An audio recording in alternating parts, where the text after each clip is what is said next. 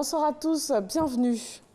Le deuxième annuaire statistique du ministère de la fonction publique a été officiellement remis au ministre du Plan et du Développement, Kabaniale. L'annuaire statistique est un outil de gouvernance et de communication. Il permet notamment une prise de décision éclairée en ce qui concerne les recrutements à la fonction publique, les effectifs des fonctionnaires et agents de l'État et autres informations et actions engagées dans le cadre de la modernisation de l'administration publique. 5e pont d'Abidjan, 8 mois après le lancement des travaux, le ministre de l'Équipement et de l'Entretien routier, Amédée Kouakou, a visité ce jeudi le chantier. Le ministre est venu s'informer de l'évolution des travaux de ce pont dont la livraison est prévue en 2021. Coût d'investissement 77,5 milliards de francs CFA pour un ouvrage qui va relier les communes de Cocody et du Plateau. Expo Dubaï 2020, c'est la plus grande foire du monde. C'est du 20 octobre 2020 au 21 avril 2021 aux Émirats Arabes Unis. La Côte d'Ivoire va prendre une part active à cette exposition, à cet événement commercial qui réunit plus de 200 pays. Lancine Bakayoko.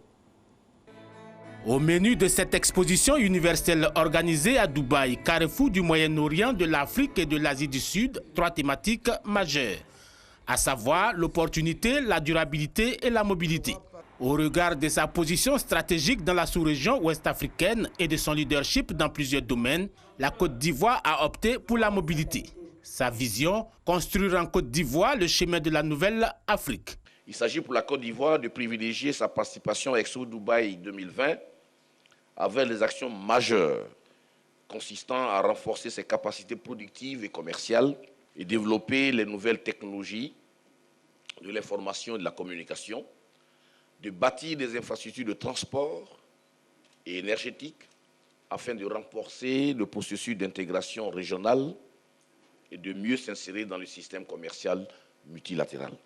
Un pavillon autonome de 500 mètres carrés est à la disposition de la Côte d'Ivoire pour promouvoir toutes les opportunités d'investissement. Il s'agit évidemment pour nous de poursuivre notre élan de diversification de nos partenaires, notamment avec les pays émergents, et de susciter l'intérêt des investisseurs, des institutions de financement en vue d'engranger des flux substantiels d'investissement pour nos projets structurants et nos projets privés. Expo Dubaï offre une belle vitrine non seulement pour développer les échanges commerciaux, mais également pour attirer d'importants capitaux en provenance des pays arabes. Ce sera donc pour nous l'occasion de présenter les grands chantiers d'urbanisation de notre pays, notamment le Grand Abidjan, dont l'objectif est d'accélérer la croissance et le développement économique de la Côte d'Ivoire. À l'issue de cette exposition, la Côte d'Ivoire espère ainsi mobiliser au moins 1000 milliards de francs CFA répartis entre les projets prioritaires de l'État et les partenariats conclus avec le secteur privé.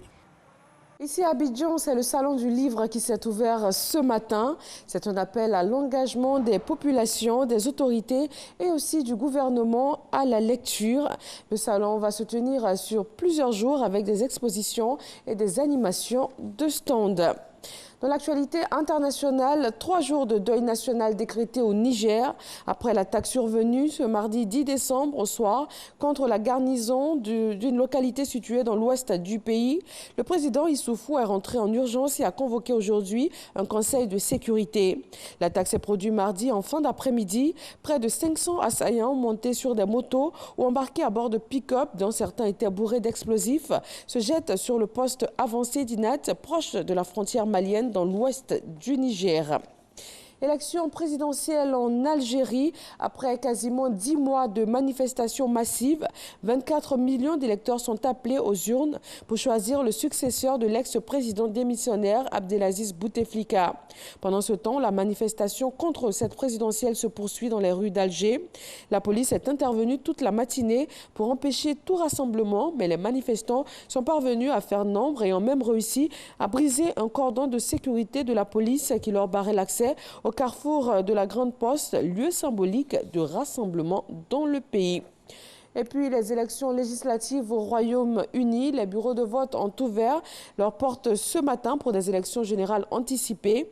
Un scrutin convoqué par Boris Johnson, le Premier ministre britannique, dont le Parti conservateur est donné en tête des sondages. Il espère ainsi obtenir une majorité absolue afin de réaliser le Brexit au plus tard le 31 janvier prochain. Les deux principaux partis conservateurs et travaillistes promettent chacun des grands changements diamétralement différents s'ils remportent le scrutin. Et voilà, c'est tout pour ce bref point de l'actualité. Merci à tous de nous avoir suivis. Restez sur RTI 1 tout de suite à l'info régionale et le journal, ce sera pour 20 h. À tout à l'heure.